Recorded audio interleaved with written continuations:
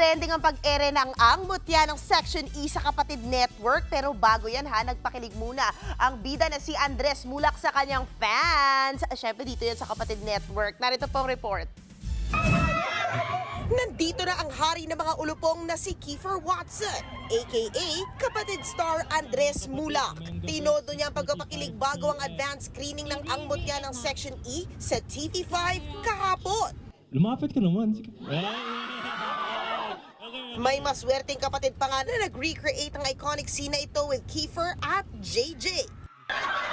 Nananakmal kami at baka ikaw ang kainin namin. It feels good na the show is gonna have another cycle again on TV5 especially, which is, you know, our mother network. I'm really grateful for everything that's happening.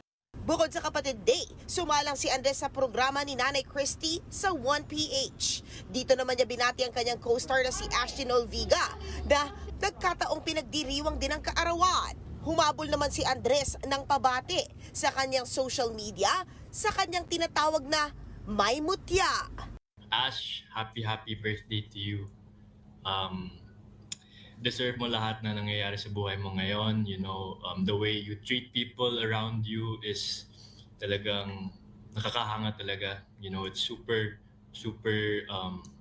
impressive talaga the type of person you are, and lahat ng maganda at mabuti sa buhay mo mangyayari yan talaga, and I will always be here for you. Napapanood na ang Mutya ng Section E tuwing 6:45 PM weekdays sa TV5.